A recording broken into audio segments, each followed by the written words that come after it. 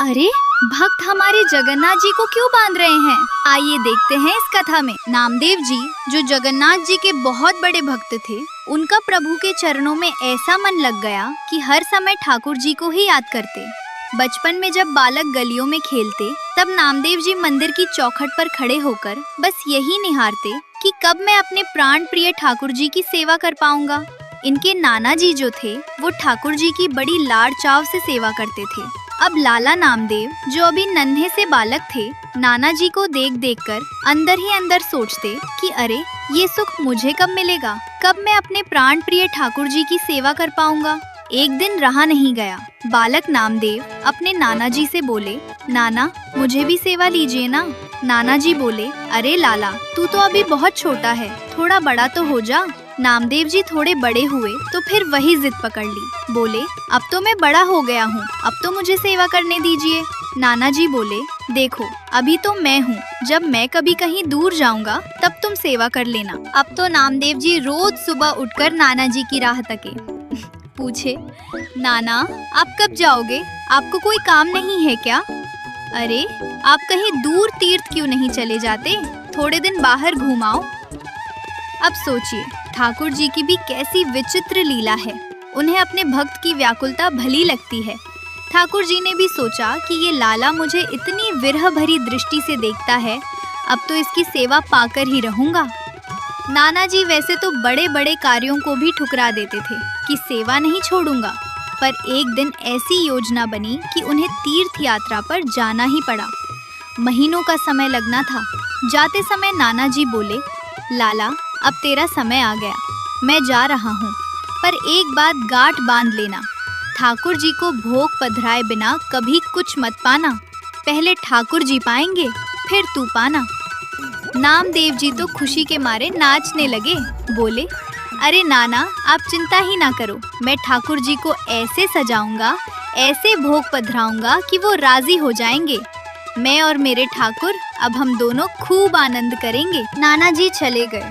नामदेव जी ने सुबह स्नान किया, ठाकुर जी को बड़े लाड़ से नहलाया, केसरिया चंदन लगाया और फिर थाली सजा कर लाए। नाना जी ने सिखाया था कि बिना भोग लगाए पाना नहीं है। नामदेव जी ने थाली सामने रखी और हाथ जोड़कर बैठ गए। थोड़ी देर हुई, ठाकुर जी तो पाषाण की मूरत बने चुपचाप खड़े हैं। नामदेव जी बोले, अरे, आप पा क्यों नहीं रहे? क्या भोग में कुछ कमी रह गई है? प्रभु, कृपा करके पा लीजिए। देखो, अगर आप नहीं पाओगे तो मैं भी नहीं पाऊंगा। एक दिन बीत गया, नामदेव जी ने अन्न का दाना नहीं पाया। दूसरा दिन आया, बालक की आंखें पथरा गईं, भूख से शरीर टूटने लगा। पर निष्ठा देखिए, जब मेरा ठाकुर भूखा है तो मैं कैसे पालूं? तीसरे दिन जब ठाकुर जी ने फिर भी भोग नहीं पाया तो नामदेव जी का धैर्य जवाब दे गया। वो बोले, लगता है आपको नाना जी की आदत लग गई है, उन्हीं के हाथ का पाते हो, उन्हीं के हाथ से राजी रहते हो। मैं बालक हूँ तो क्या हुआ, प्रेम तो मेरा भी सच्चा है। मैं इतने भाव से सेवा कर रहा हूँ,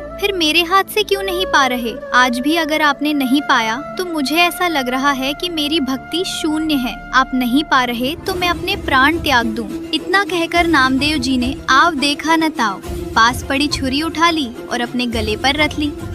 बोले, लो, अगर आप नहीं पाओगे तो मैं अभी अपने प्राण त्याग दूंगा।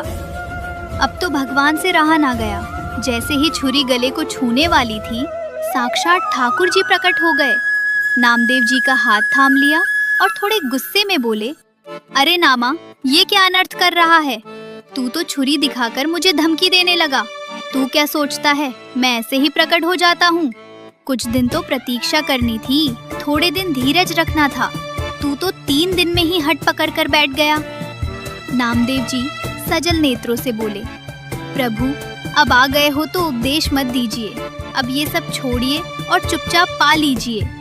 ठाकुर जी बोले, अरे, तू तो बड़ा सरल है रे, भगवान तो भाव के भूखे हैं। वो बैठ गए और नामदेव जी के हाथ से सुंदर सुंदर पकवान ऐसे पाने लगे जैसे जुग जुगांतर के भूखे हों। नामदेव जी फूले नहीं समा रहे थे। अब तो रोज का नियम हो गया। नामदेव जी भोग पधराते, ठाकुर जी प्रकट होते और दोनों साथ में प्रसाद पाते। कुछ दिनों बाद नाना जी तीर्थ से लौटे। आते ही बोले, नामा, कैसी रही सेवा? ठाकुर जी प्रसन्न तो हैं?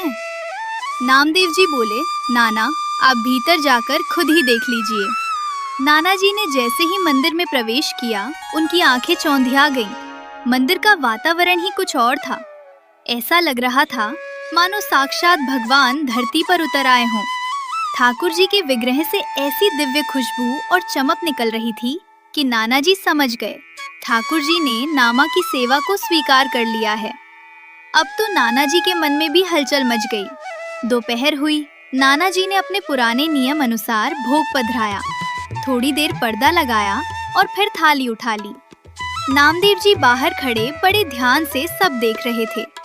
जैसे ही नाना जी ने थाली उठाई, नामा दौड़कर आए और बोले, अरे नाना, ये क्या कर रहे हो?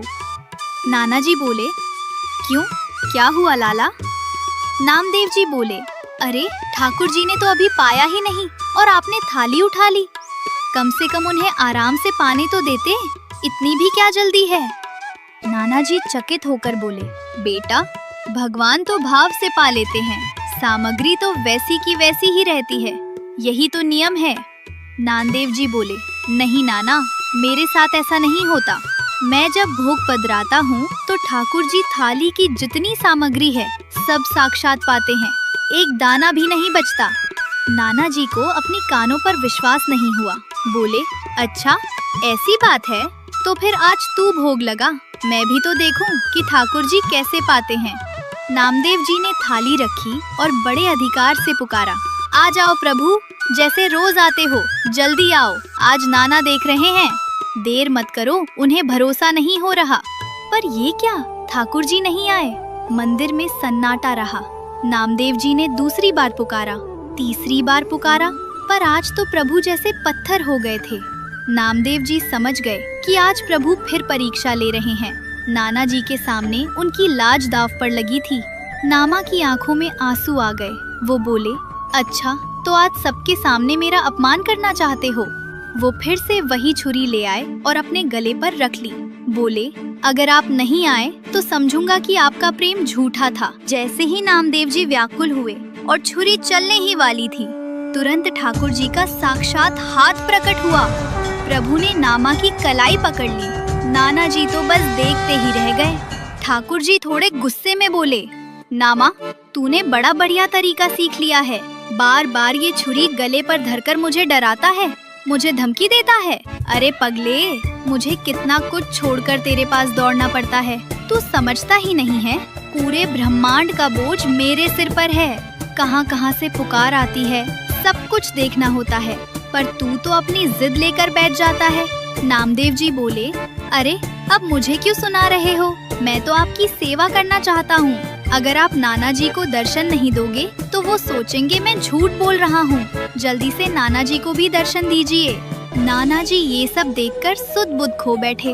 उनकी आंखों से आंसू बहने लगे।